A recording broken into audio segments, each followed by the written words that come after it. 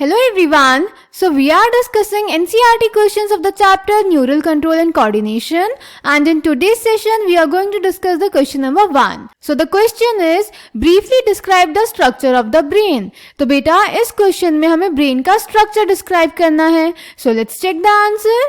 तो बेटा ब्रेन हमारे सेंट्रल नर्वस सिस्टम का पार्ट है. ये हमारी बॉडी का वो ऑर्गन है जिसमें हमारी बॉडी की सारी इंफॉर्मेशन प्रोसेस होती है और यही हमारी बॉडी को कंट्रोल और कमांड करता है. So brain is the central information processing organ of our body and acts as the command and control system. Clear.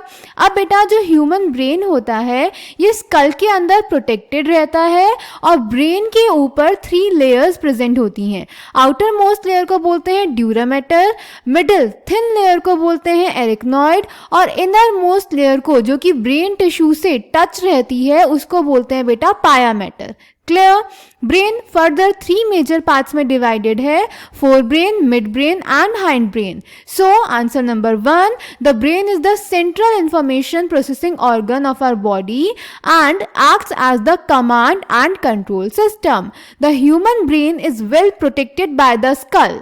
Inside the skull the brain is covered by cranial meninges consisting of an outer layer called dura mater, a very thin middle layer called arachnoid and an inner layer which is in contact with the brain tissue called pia mater. The brain can be divided into 3 major parts: forebrain, midbrain and hindbrain. Clear. ये figure बेटा हमने समझने के लिए बनाया है कि brain के ऊपर 3 cranial meninges प्रेजेंट होती हैं. Outermost is dura mater, middle one is arachnoid and innermost is pia mater. Clear. Then अगर हम ब्रेन की बात करें तो हमने ब्रेन को 3 मेजर पार्ट्स में डिवाइड किया है, fore brain, mid brain and hind brain. Four brain में बेटा फर्दर सेरिब्रम, थैलेमस और हाइपोथैलेमस होते हैं. सेरिब्रम एक डीप क्लेफ्ट से 2 हाफ्स में डिवाइडेड रहता है जिन्हें हम बोलते हैं सेरिब्रल हेमिस्फीयर. तो लेफ्ट सेरिब्रल हेमिस्फीयर और राइट सेरिब्रल हेमिस्फीयर जो कि कवर्ड रहते हैं सेल्स की एक लेयर से जिसको बोलते हैं सेरिब्रल कॉर्टेक्स, जिसमें मोटर एरियाज प्रेजेंट होते हैं, सेंसरी एरियाज प्रेजेंट होते हैं और एसोसिएशन एरियाज प्रेजेंट होते हैं. इसमें ये जो एसोसिएशन एरियाज होते हैं ये रिस्पॉन्सिबल होते हैं इंटरसेंसरी एसोसिएशन के लिए, मेमोरी के लिए और कम्युनिकेशन के लिए. ये जो सेरिब्रल कॉर्टेक्स होती है बेटा इसको हम ग्रे मैटर बोलते हैं क्योंकि ये ग्रेइश अपीयर होती है और सेरिब्रल हेमिस्फीयर व्हाइट अपीयर होता है तो उसको व्हाइट मैटर बोलते हैं. सेरिब्रल कॉर्टेक्स में बेटा बहुत सारे प्रोमिनेंट फोल्ड होते हैं जिन्हें हम गायराए और सल्काए बोलते हैं. जो सेरिब्रम की तरफ फोल्ड प्रेजेंट होगा उसको सल्काए बोलेंगे और जो बाहर की तरफ फोल्ड प्रेजेंट होगा उसको गायराए बोलेंगे. क्लियर. अब ये जो दोनों हेमिस्फीयर्स होते हैं लेफ्ट और राइट सेरिब्रल हेमिस्फीयर ये नर्व फाइबर से कनेक्टेड रहते हैं जिन्हें हम बोलते हैं कॉर्पस कैलोसम. क्लियर. तो ये होता है सेरिब्रम में सेरिब्रल हेमिस्फीयर्स प्रेजेंट होते हैं जो कि कवर्ड होते हैं सेरिब्रल कॉर्टेक्स से जिसमें बहुत सारे प्रोमिनेंट फोल्ड्स होते हैं. क्लियर. इसके अलावा फोर ब्रेन में थैलेमस और हाइपोथैलेमस प्रेजेंट होता है. देन मिड ब्रेन की अगर बात करें तो मिड ब्रेन में कैनाल प्रेजेंट होती है जिसको बोलते हैं सेरिब्रल एक्वेडक्ट और इसमें 4 राउंड लोब्स प्रेजेंट होते हैं जिन्हें हम बोलते हैं कॉर्पोरा क्वाड्रिजेमिना और इन्हीं में हमारे विजुअल रिफ्लेक्सेस और ऑडिटरी रिफ्लेक्सेस होते हैं. देन हाइंड ब्रेन में भी बेटा 3 पार्ट्स होते हैं, cerebellum, pons and medulla. Clear. So fore brain में 3 मेजर पार्ट्स होते हैं, सेरिब्रम, थैलेमस और हाइपोथैलेमस.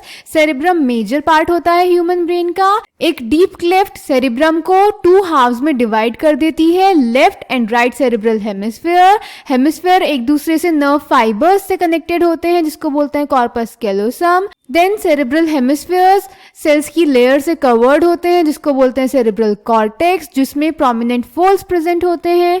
सेरिब्रल कॉर्टेक्स को हम ग्रे मैटर बोलते हैं क्योंकि ये ग्रेइश अपीयर होती है. क्यों? क्योंकि इसमें बहुत सारे न्यूरॉन सेल बॉडीज प्रेजेंट होते हैं जो कि इसको ग्रेइश अपीयरेंस देते हैं. क्लियर. देन सेरिब्रल कॉर्टेक्स में प्रेजेंट होते हैं मोटर एरियाज, सेंसरी एरियाज और कुछ ऐसे एरियाज जो ना कि मोटर होते हैं ना ही सेंसरी होते हैं जिन्हें हम एसोसिएशन एरियाज बोलते हैं जो कि रिस्पॉन्सिबल होते हैं इंटरसेंसरी एसोसिएशंस के लिए, मेमोरी के लिए और कम्युनिकेशन के लिए. देन बेटा सेरिब्रल हेमिस्फीयर में कुछ फाइबर्स प्रेजेंट होते हैं जो कि माइलिन शीट से कवर्ड होते हैं. ठीक है. ये सेरेब्रल हेमिस्फीयर को ओपेक अपीयरेंस देते हैं, इसीलिए इसको हम व्हाइट मैटर बोलते हैं. Clear? So forebrain, the forebrain consist of cerebrum, thalamus and hypothalamus. Cerebrum forms the major part of the human brain. A deep cleft divides the cerebrum longitudinally into two halves, which are termed as the left and right cerebral hemispheres. The hemispheres are connected by a tract of nerve fibers called corpus callosum.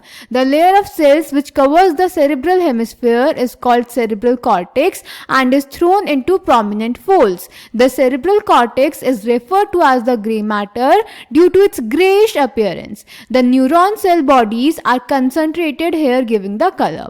The cerebral cortex contains motor areas, sensory areas and large regions that are neither clearly sensory nor motor in function. These regions, called as the association areas, are responsible for complex functions like intersensory associations, memory and communication. Fibers of the tracts are covered with the myelin sheath, which constitute the inner part of the cerebral hemisphere. They give an opaque white appearance to the layer and hence is called the white matter. Clear? Then बेटा cerebrum wrap होता है thalamus के around, जो कि हमारा major coordinating centre है हमारे sensory और मोटर सिग्नलिंग के लिए. देन थैलेमस के बेस पे प्रेजेंट होता है हाइपोथैलेमस. हाइपोथैलेमस में बहुत सारे सेंटर्स होते हैं, जैसे बॉडी का टेम्परेचर रेगुलेट करने के लिए, ईटिंग और ड्रिंकिंग की अर्ज कंट्रोल करने के लिए. इसमें बहुत सारे न्यूरोसिक्रीटरी सेल्स भी प्रेजेंट होते हैं, तो ये हार्मोन्स भी रिलीज करता है जिनको हम हाइपोथैलेमिक हार्मोन्स बोलते हैं, जिनके बारे में हम चैप्टर नंबर 19 में जानेंगे. ये हार्मोन्स पिट्यूटरी ग्लैंड पे एक्ट करते हैं बेटा. क्लियर? याद रखेंगे कि थैलेमस कोई हार्मोन्स रिलीज नहीं करता, सिर्फ हाइपोथैलेमस हार्मोन्स रिलीज करता है. क्लियर? देन बेटा हमारे ब्रेन में लिम्बिक सिस्टम भी प्रेजेंट होता है, जिसको लिम्बिक लोब भी बोलते हैं, जो कि हमारे ब्रेन का इमोशनल सेंटर होता है. ये मिलके बनता है सेरेब्रल हेमिस्फीयर के कुछ इनर पार्ट्स और एमिगडाला और हिप्पोकैम्पस जैसे पार्ट्स से. Clear? So the cerebrum wraps around a structure called thalamus, which is a major coordinating center for sensory and motor signaling. Another very important part of the brain called hypothalamus lies at the base of the thalamus.